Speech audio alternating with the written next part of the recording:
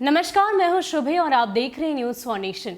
सोमवार की रात वक्त 9:25 का राजधानी वासी समेत प्रदेशवासियों को भूकंप के हल्के झटके महसूस हुए, जिसके बाद से 1934 में आए भूकंप को भी लोग याद करने लगे। हालांकि इसकी तीव्रता रिक्टर स्केल पर उतनी नहीं मापी गई जिससे जान माल की क्षति हो पाए, लेकिन कहीं ना कहीं लोग अब डर चुके हैं और वैज्ञानिक भी इसको लेकर चिंता जता रहे हैं। ऐसा इसलिए क्योंकि पहली दफे ऐसा हुआ जब बिहार भूकंप का केंद्र बना। आपको बता दें कि मध्य बिहार को अब भूकंप के जोन 4 में रखा गया है, यानी कि बेहद ही संवेदनशील क्षेत्र अब बिहार बन चुका है।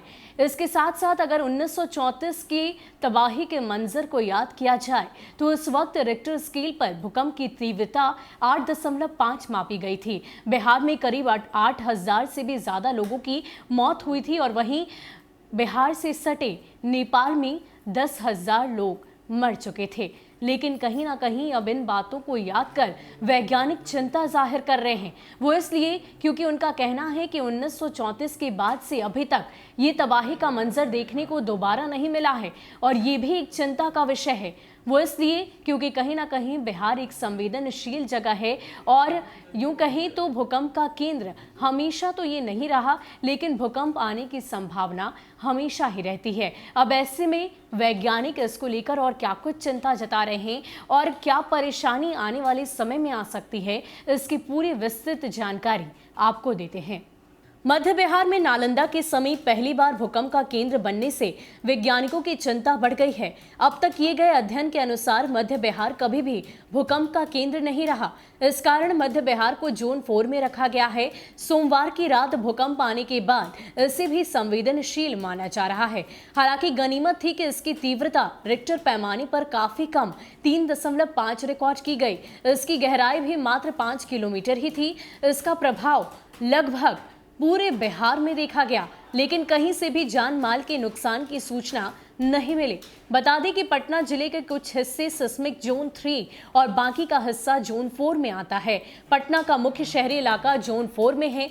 पटना में भूकंप का असर दिखा। इस दौरान लोग सड़कों पर आ गए थे।